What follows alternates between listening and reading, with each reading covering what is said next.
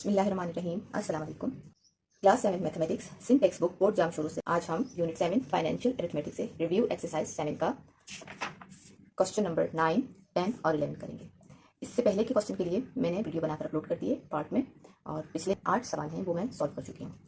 तो आप मेरे चैनल पर अगर आपको रिव्यू एक्सरसाइज 7 के पिछले क्वेश्चन समझने हैं तो उनकी वीडियो देख सकते हैं। अब आ जाते हैं क्वेश्चन नंबर 9, 10 और 11 पर। तो ये सवाल बेस करते हैं ज़कात पर। ये तीनों सवाल ज़कात के टॉपिक से रिलेटेड हैं और हम ये 3 सवाल इस वीडियो में सॉल्व करेंगे। और तीनों सवाल करते हुए हमें थोड़ा सा मेथड हो सकता है 1-2 सवालों में अलग इस्तेमाल करना पड़े, क्योंकि क्वेश्चन के स्टेटमेंट के अकॉर्डिंग। क्योंकि कुछ सवालों में हमसे ज़कात की कीमत मालूम करने का कहा जा रहा है और कुछ सवाल ऐसे हैं जिसमें हमें ज़कात की कीमत बता दी गई है और हमें जो सेविंग अमाउंट है जिस पर ज़कात लगी है वो मालूम करने का कहा जा रहा है। तो बुनियादी तौर पर ये तीनों सवाल ज़कात से रिलेटेड हैं, लेकिन कुछ का मेथड डिफरेंट भी हो सकता है। तो करते हैं अब इन सवालों को solve. Question number 9। After a whole year, a businessman saved rates 95,000 and has a stock of rates 5 lakh. Find the zakat due on him. Urdu में भी सवाल को रीड कर लेती हूँ ताकि आपको अच्छे से समझ आ जाए। फिर हम सवाल नंबर 9। एक कारोबारी शख्स पूरे साल में 95,000 रुपये की बचत करता है। इसके पास 5 लाख रुपए का जखीरा भी है, तो इस पर वाजिबुल अदा ज़कात मालूम करें। अब यहाँ पर दो तरह की हमारे पास सेविंग्स मौजूद है। एक सेविंग जो उसने पूरे साल में की वो है 95,000, और सेकंड सेविंग जो उसके पास पहले से मौजूद है वो है 5 लाख। इन दोनों सेविंग्स को मिलाने के बाद हमें मालूम करनी है ज़कात की रकम। तो रजिस्टर की तरफ जाते हैं। क्वेश्चन नंबर 9 का पहले हम डेटा लिखेंगे। डेटा के अकॉर्डिंग पहली जो उसके पास सेविंग अमाउंट है जो उसने पूरे साल में जमा की है वो है 95,000। तो उसका डेटा लिखते हुए हम लिखेंगे saving of whole year is equal to 95,000। Second जो उसके पास अमाउंट है जो उसके पास पहले से जमा थी, स्टॉक थी, वो है, उसके लिए स्टेटमेंट लिखेंगे स्टॉक ऑफ रेट्स जो कि हैं 5 लाख। हमें इन दोनों रकमों के हिसाब से ज़कात की रकम मालूम करनी है। ज़कात रेट्स मालूम करने हैं, इसलिए स्टेटमेंट मैंने लिखी है ज़कात रेट्स एंड क्वेश्चन मार्क। इसको करना है solve.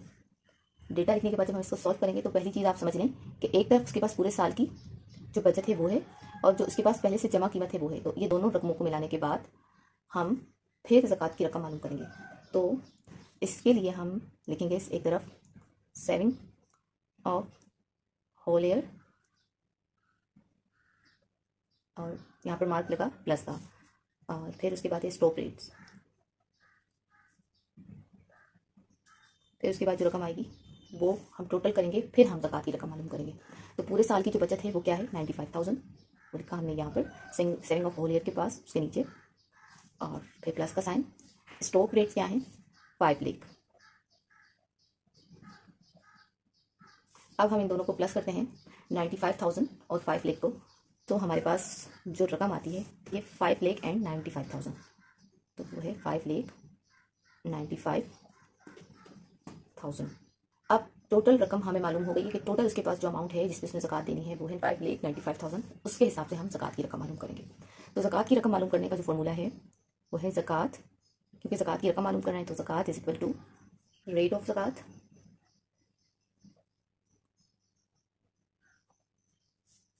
Multiply whole saving amount. Whole यहाँ जगह नहीं है तो मैं यहाँ लिख रही हूँ सेविंग अमाउंट, यानी कि जितनी भी उसके पास मुकम्मल तौर पे रकम है सेविंग की जिसके ऊपर पूरा साल गुजरा है, अमाउंट ऑफ द ईयर वो, और अब इसको हम डिवाइड करेंगे 100 के साथ। ये फार्मूला लिखने के बाद इस फार्मूले के अकॉर्डिंग हमने ये जो डेटा है वो पुट करना है। ज़कात की रकम मालूम करना है तो ज़कात को एज इट इज़ लिख दिया is equal to rate of ज़कात क्या है 2.5। तो रेट ऑफ ज़कात है 2.5। ये याद रखें कि जब किसी भी चीज़ पर ज़कात लग रही होती है तो उसका जो ज़कात का शरह फ़ीसद है वो है 2.5%, यानी कि 2.5, और फ़ीसद के लिए क्या होता है 100। तो यहाँ पर मैं 100 लिख रही हूँ डिवाइडेड बाय 100, मल्टीप्लाई का साइन, और whole saving amount of the year, पूरे साल की जो उसके पास रकम है। एक तरफ उसने पूरा साल गुजारा और ये रकम जमा कर ली, और दूसरी तरफ उसके पास पहले से ये रकम भी मौजूद थी पूरे साल से। तो मतलब ये भी पूरे साल से रकम मौजूद थी और ये पूरे साल में वो जमा करता आया है, तो ये भी उसके पास मौजूद है। तो इन दोनों पर हमने, इस रकम पर भी साल गुजर चुका है और इस पर भी साल गुजर चुका है, तो हमने इन दोनों रकमों को जब प्लस किया तो हमारे पास आया 5 लाख 95,000। तो ये पूरा होल सेविंग अमाउंट हमारे पास आता है 5 लाख एंड 95,000 लिख लिया। अब इसके बाद हम इसको सॉल्व करते हैं। तो ये वाले 2 जीरो और ये 2 जीरो कर गए आपस में कट हो गए, आपस में कट। पीछे हमारे पास क्या बच जाता है 2.5 मल्टीप्लाई 5,950 रुपीज़। तो हमने इनको करना है मल्टीप्लाई। यहाँ पर रफ वर्क में हम इसको मल्टीप्लाई करते हैं तो हमारे पास ज़कात जो लग रही है उसकी रकम आ जाएगी। हमारे पास है 5,950 मल्टीप्लाई हम करेंगे 2.5 से, और 2.5 लिखेंगे और मल्टीप्लाई का साइन। और अब हम मल्टीप्लाई करते हैं 5 0 ज़ा 0, 5 5 ज़ा 25, 5 9 ज़ा 45, 45 में 2 प्लस किया तो 47, 4 ऊपर 5 5 ज़ा 25, 25 में 4 प्लस किया तो 29। अब यहाँ पर पॉइंट लगा हुआ है डेसिमल पॉइंट। फिलहाल आप इस डेसिमल पॉइंट को भूल जाए, पहले तो आप मल्टीप्लिकेशन कर लें, फिर हम इस डेसिमल पॉइंट को भी डिस्कस करेंगे और इसको भी सॉल्व करेंगे। उसके बाद नेक्स्ट हमारे पास जो टेबल है वो है 2 का, तो मल्टीप्लाई का साइन लगा के 2 0 ज़ा 0 एंड 2 5 ज़ा 10, 10 का 0 यहाँ और 1 ऊपर, 2 9 ज़ा 18, 18 में 1 प्लस किया तो हो जाता है 19, 19 का 1 भी ऊपर, 2 5 ज़ा 10, 10 में 1 प्लस करते हैं तो हो जाता है 11। आप ऊपर कोई टेबल की रकम नहीं बचती तो हम प्लस का साइन लगा के यहाँ प्लस करेंगे इस टोटल को, 0 5 7 और 9 9 18, एक ऊपर और ये होगा 4 और ये 1। ये लिखने के बाद हम डेसिमल पॉइंट की तरफ आते हैं। तो डेसिमल पॉइंट कहाँ पर है, एक टेबल के बाद है, एक रकम है उसके बाद है, तो हम इस डेसिमल पॉइंट को यहाँ पर भी एक डिजिट एक हिस्से के बाद लगा देंगे। यहाँ हमने डेसिमल पॉइंट लगा दिया। अब समझने वाली बात यह है कि पॉइंट के बाद अगर 0 आए तो उसकी कोई वर्थ नहीं होती। तो हमारे पास जो ज़कात की रकम आई है वो आई है 14,875। तो हम यहाँ लिखेंगे ज़कात इज इक्वल टू 14,875। पॉइंट 0 अगर आप लिखें तो भी ठीक है, नहीं लिखें तो भी ठीक है, क्योंकि इसकी कोई वर्थ नहीं है पॉइंट के बाद अगर हमारे पास सिफर आ रहा हो। और अब मैं आपको यही सवाल का जवाब बुक में शो करवाती हूँ। ये रिव्यू एक्सरसाइज 7 और ये है उसका क्वेश्चन 9। आंसर हमारे पास आ रहा है 14,875। सेम आंसर सॉल्व करने पर भी हमारे पास आया है 14,875। तो ज़कात की रकम हमारे पास ये आ चुकी है। नेक्स्ट क्वेश्चन करते हैं, क्वेश्चन नंबर 10।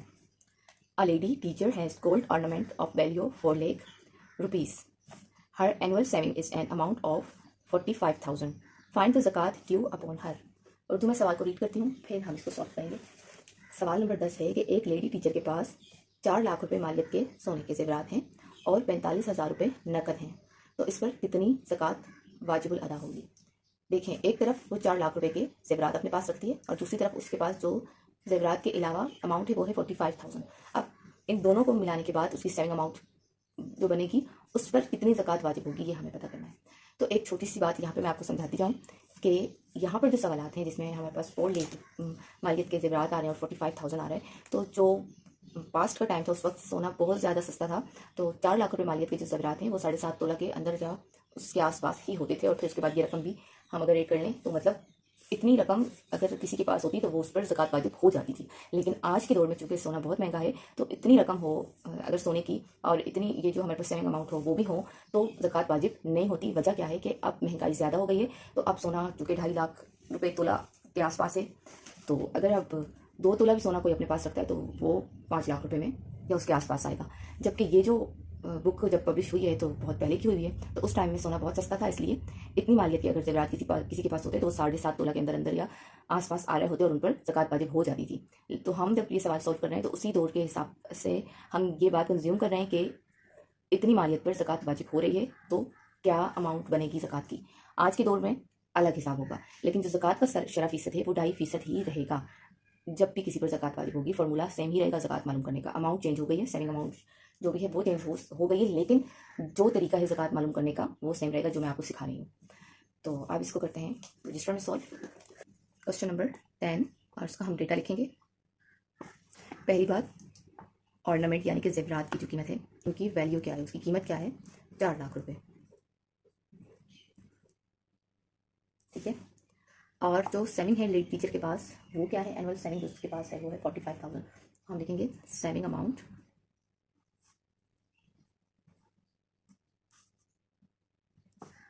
45,000। मालूम क्या करनी है, ज़कात। अब ये और ये मिला के टोटल सेविंग अमाउंट क्या बनती है ये पहले हम मालूम करेंगे, फिर हम ज़कात की रकम मालूम कर सकेंगे। एक तरफ ऑर्नामेंट वैल्यू रेट्स हैं, तो मैं यहाँ पे लिख रही हूँ ऑर्नामेंट ऑफ वैल्यू रेट्स, वो है 4 लाख रुपये। प्लस का साइन, दूसरी तरफ सेविंग अमाउंट है, यहाँ पे मैंने लिखा सेविंग अमाउंट। प्लस का साइन नीचे लिख के सेविंग अमाउंट क्या है 45,000। अब ये वाले जो ऑर्नामेंट है उसके पैसे बन रहे हैं 4 लाख, और यहाँ पर जो उसने कैश में रकम जमा की है वो है 45,000। अब इन दोनों को अगर हम जमा करें तो टोटल सेविंग अमाउंट हमारे पास जो आएगी उस पर हमने ज़कात मालूम करनी है। तो यहाँ पे टोटल सेविंग अमाउंट हमारे पास आती है, प्लस करने पर 4 लाख और 45,000 को हम अगर प्लस करें तो हमारे पास आ जाता है 4,45,000, 4,45,000। ठीक है। अब टोटल सेविंग हमें पता चल गई है, उसके मुताबिक ज़कात कितनी वाजिब होती है कि हमें मालूम करना है। तो हम ज़कात का फॉर्मूला लिखेंगे, ज़कात is equal to rate of ज़कात मल्टीप्लाई टोटल सेविंग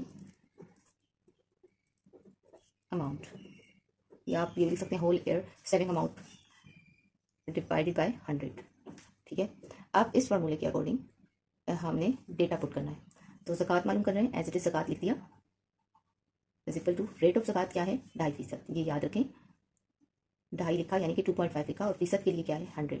तो 2.5% में जो 100 होता है परसेंट का वो नीचे आता है, मल्टीप्लाई का साइन, टोटल सेविंग अमाउंट हमारे पास क्या बनी, ऑर्नामेंट और सेविंग अमाउंट को मिलाने के बाद 4,45,000, जो हम यहाँ लिख रहे हैं 4,45,000। अब ये लिखने के बाद हम इसको करेंगे सॉल्व। तो ये जो 2 0 हैं और ये 2 0 आपस में गए हैं काट, हमारे पास पीछे क्या बचता है 2.5 मल्टीप्लाई 4,450 रुपीज़।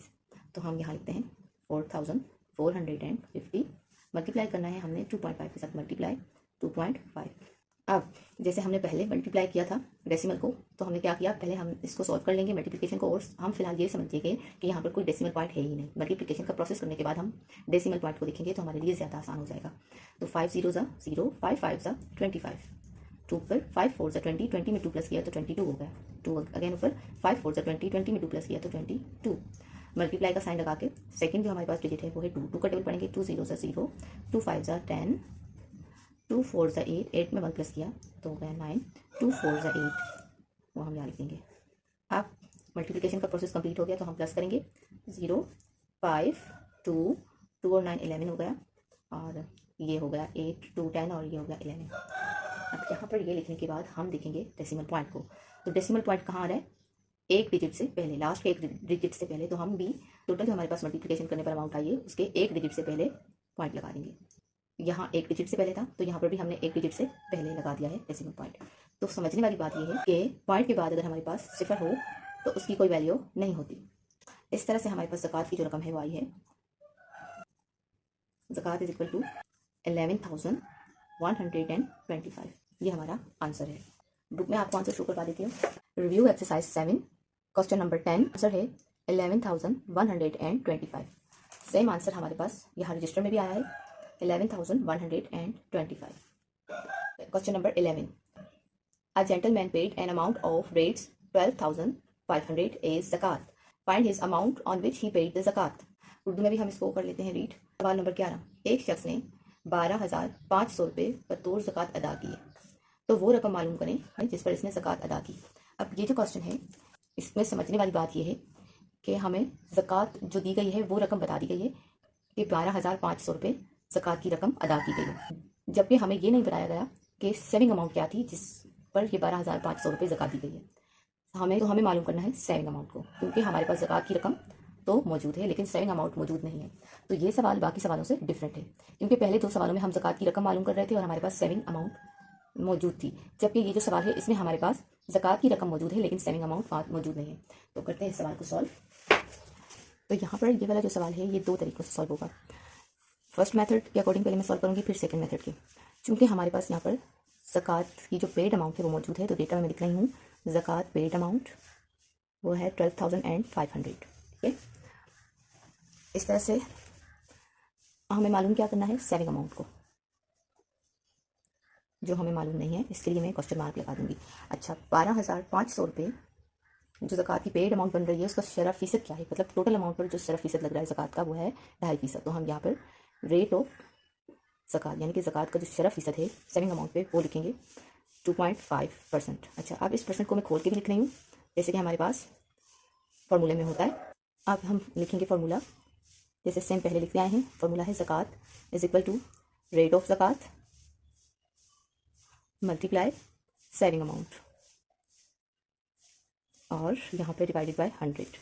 ज़कात की रकम हमारे पास पहले से मौजूद है, तो ज़कात की जगह हम ज़कात की रकम लिखेंगे 12,500 is equal to rate of ज़कात हमारे पास क्या है 2.5%। तो परसेंट को जब हम खोलते हैं तो वो 100 में आता है, तो हम यहाँ लिखेंगे 2.5% को खोलते हैं तो वो आता है 100 में, बाय 100। मल्टीप्लाई का साइन एज इट इज़, और यहाँ पे सेविंग अमाउंट हम मालूम करना है, हमें मालूम नहीं है तो सेविंग अमाउंट की जगह सेविंग अमाउंट ही लिख देंगे। आप फॉर्मूले में हमने डेटा के अकॉर्डिंग सारी जो मालूमात है वो पुट कर दी है। आप सॉल्व करते हैं तो यहाँ पे देखें 2.5 बाय 100 है, यदि तो हम इसको पहले डिवाइड कर लेते हैं, फिर उससे आगे का मरहला आएगा सॉल्व करने का। तो यहाँ पर 2.5 डिवाइडेड बाय 100 लिखने के बाद अब आप यहाँ गौर से देखें तो हमारे पास जो डिविडेंड है वो क्या है 2.5। तो सबसे पहले हम क्या करते हैं, इसका पॉइंट खत्म करते हैं। तो पॉइंट खत्म करने के लिए पॉइंट कहाँ पर आ रहा है, एक डिजिट के बाद आ रहा है, तो हमने यहाँ पे लिखा डिजिट की जगह 0 और यहाँ पे लगा दिया पॉइंट। इस तरह से यहाँ से पॉइंट हो गया खत्म। पॉइंट खत्म करने के बाद अब हम अगर डिवाइड करते हैं तो हमारे पास ये डिविडेंड क्या है 25।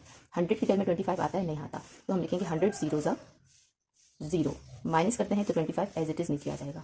अब 100 के टेबल में जैसे कि पहले भी 25 नहीं आता था, तो माइनस हमने 0 के साथ डिवाइड किया तो 0 हमारे पास आ गया और 25 माइनस करने पर एज इट इज़ नीचे आ गया। अब कंटिन्यूसली हम इसी प्रोसेस को नहीं लेके जा सकते क्योंकि हमें इसको सॉल्व करना है।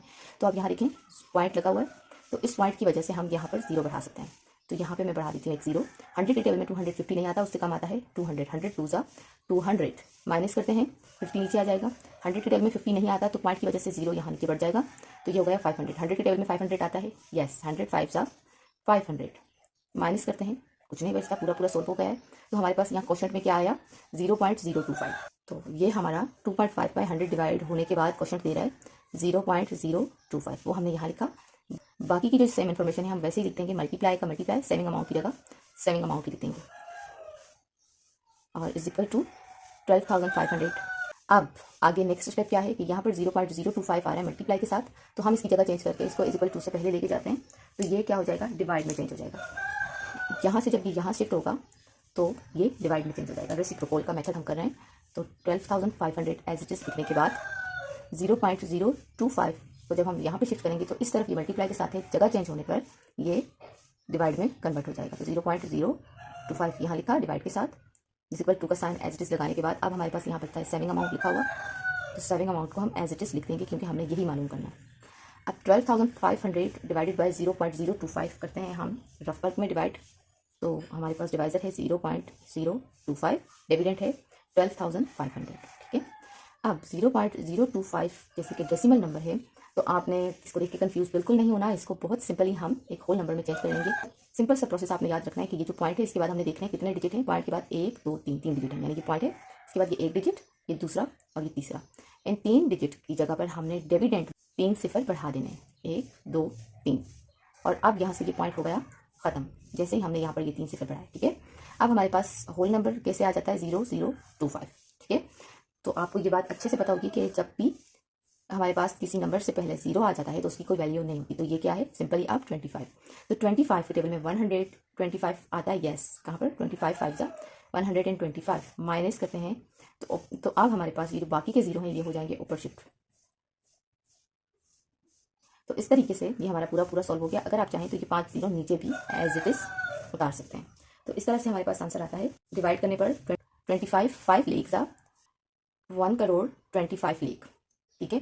तो यहाँ पर जो हमारे पास क्वेश्चन आया है इनको डिवाइड करने पर वो आया है 5 लाख, और यही हमारा सेविंग अमाउंट है। तो हम आंसर लिखेंगे सेविंग अमाउंट के लिए 5 lakh is equal to saving amount. अब इसको आप चाहें तो ऐसे भी लिख सकते हैं कि सेविंग अमाउंट पहले लिख दें और 5 लाख बाद में लिख दें, बात एक ही, यही हमारा आंसर है। और ये आंसर मैं आपको बुक में भी शो करवाऊंगी, लेकिन हम इससे पहले एक और मेथड से भी सवाल को कर लेते हैं सॉल्व, ताकि जिन स्टूडेंट को ये वाला फॉर्मूला मुश्किल लग रहा है सॉल्व करते हुए तो वो नेक्स्ट फॉर्मूले के साथ इस क्वेश्चन को सॉल्व कर सकते हैं। तो सेम डेटा हम पहले लिख देते हैं। सेकेंड मेथड में ज़कात की जो पेड अमाउंट है हमारे पास वो है 12,500, हमें सेविंग अमाउंट मालूम करनी है, वो है नहीं मालूम तो क्वेश्चन मार्क। रेट ऑफ ज़कात यानी कि टोटल सेविंग अमाउंट पर जो रेट शरा फीसद ज़कात का लग रहा है वो है 2.5%। तो यहाँ पे लिखा 2.5%, और इसको अगर खोलें तो याद आता है 2.5 बाय 100। इसको मैंने ब्रैकेट में इसलिए लिखा है ताकि आपको समझ मेरा ये 2.5 को जब खोलते हैं तो 2.5 बाय 100 बनता है। अब यहाँ पर चूंकि हम सेविंग अमाउंट मालूम कर रहे हैं तो हम सेविंग अमाउंट का फॉर्मूला लिखेंगे। इससे पहले हमने इस सवाल को जब सॉल्व किया तो ज़कात का फॉर्मूला लिखते हुए हमने इसको सॉल्व किया। तो सेविंग अमाउंट का फॉर्मूला है saving amount is equal to ज़कात rates divided by rate of ज़कात मल्टीप्लाई 100। ठीक है, अब इस फॉर्मूले के अकॉर्डिंग हम डेटा पुट करेंगे। सेविंग अमाउंट मालूम कर रहे हैं तो सेविंग अमाउंट को एज इट इज लिखेंगे। ज़कात रेट्स जो हमने ज़कात पे की है उसकी अमाउंट है 12,500। मल्टीप्लाई का sign as it is, 100 as it is. Rate of ज़कात क्या है 2.5%, तो परसेंट का जो 100 है वो यहाँ पहले से मौजूद है, हम यहाँ पर सिर्फ लिखेंगे 2.5। ठीक है, सॉल्व करते हैं इसको। तो 12,500 को सबसे पहले हम मल्टीप्लाई करते हैं 100 के साथ, तो हमारे पास आ जाता है 12 लाख 50,000 और नीचे 2.5 as it is. Saving amount मालूम कर रहे हैं तो सेविंग अमाउंट को एज इट इज़ लिख दिया। अब हम इसको करेंगे आपस में डिवाइड। यहाँ पे रफ वर्क में 12 लाख 50,000 लिखा और ये है 2.5। अब सिंपली जैसे हमने पहले किया था कि हमारे पास डिवाइज़र इसमें था, डेसिमल में था, तो हमने एक सिफर पॉइंट के बाद हमने देखना है जितने डिजिट हैं उतने सिफर हमने यहाँ बढ़ा देने हैं डिविडेंड में। तो पॉइंट के बाद सिर्फ एक नंबर है, एक डिजिट है 5, तो उसके हिसाब से हमने एक सिफर यहाँ पर बढ़ा दिया। अब यहाँ से पॉइंट हो गया ख़त्म और ये सिंपली क्या है 25। तो 25 के टेबल में 125 आता है, 5 पे 25, 5 सा 125। बाकी के जो ये जीरो हैं ये ऊपर शिफ्ट हो जाएंगे और अगर हम चाहें तो इनको नीचे भी लिखते हैं तो कोई हर्ज नहीं है। इस तरह 25 का टेबल अगर हम पढ़ते हैं 5 लाख तक तो हमारे पास आता है 1,25 लाख और ये हमारा सेविंग अमाउंट है, यही हमारा आंसर है। तो इस तरह से आंसर हमारे पास आ गया है 5 लाख। ठीक है, देखें फर्स्ट मेथड के अकॉर्डिंग जब हमने इसको किया तो भी हमारे पास सेविंग अमाउंट 5 लाख आई। सेकंड मेथड के अकॉर्डिंग हमने किया तो भी हमारे पास सेविंग अमाउंट 5 लाख आई। फर्स्ट मेथड में हमने ये फॉर्मूला यूज़ किया, ज़कात is equal to rate of ज़कात divided by 100 multiply saving amount. Second method में मैंने सेविंग अमाउंट का फॉर्मूला यूज़ किया, saving amount is equal to ज़कात rates multiply 100 divided by rate of ज़कात। दोनों फॉर्मूले के साथ सॉल्व करने पर मेरे पास आंसर दोनों तरफ सेम आया है। और जिस स्टूडेंट को ये फॉर्मूला ठीक लगता है तो वो इससे सॉल्व करें, जिनको ये आसान लगता है वो सेकंड मेथड से सॉल्व करें। आंसर आपका सेम आएगा। बुक में आंसर है हमारे पास बिल्कुल सेम। रिव्यू एक्सरसाइज 7 उसका क्वेश्चन है 11 और आंसर आया है 5 लाख। सेम आंसर हमारे पास फर्स्ट मेथड को करने पर भी आया है 5 लाख और सेम सेकंड मेथड को करने पर भी आया है 5 लाख। तो ये सवाल दो तरीकों से सॉल्व हो सकता है, जिसको जो तरीका समझ आए वो इससे सॉल्व करे। एंड में वीडियो में वाकई बहुत मेहनत होती है, आप लोगों से रिक्वेस्ट है कि वीडियो को लाइक और चैनल को सब्सक्राइब जरूर करें। और अगर आपके क्लास फेलो में से कोई भी मैथ्स में वीक है, वो अच्छी ट्यूशन नहीं ले सकता और आपको लगता है कि मेरे समझाने का तरीका बेहतरीन है, आपको समझ आ रहा है, तो आप सदका जारिया के तौर पे उसकी हेल्प के तौर पे उसको मेरे चैनल का लिंक शेयर करें ताकि वो लोग इस चैनल से मुस्तफ़ीद हो सकें, उनको फ़ायदा हो। और इस तरीके से अल्लाह ताला आपके लिए भी आसानी करेगा और मेरे लिए भी आसानी करेगा।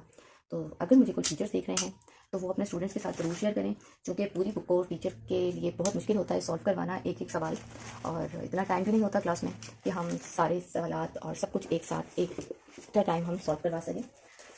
तो यहाँ वीडियो में ऐसा होता है कि मैं कोशिश करती हूँ कि हर एक्सरसाइज के तमाम सवालात को सॉल्व करूँ, जिससे बाकी जो स्टूडेंट हैं जिनको जो कुछ समझ नहीं आ रहा होता, किसी सवाल में कोई मिसअंडरस्टैंडिंग होती है तो वो उनकी क्लियर हो जाती है और उनके लिए आसानी होती है। उस तरह टीचर्स के लिए भी आसानी हो जाती है। दुआओं में याद रखें, दुरूद पाक पढ़ते रहें और आका इस्लाम पर दुरूद पाक पढ़ने के साथ साथ उम्मत मुसलमान के लिए भी दुआ बोल रहे हैं और मेरी वालदा के लिए भी दुआ करें कि अल्लाह ताला उनको जन्नतुल फिरदौस में आला मकाम अता करें। तो हमें याद रखिएगा। अल्लाह हाफ़िज़।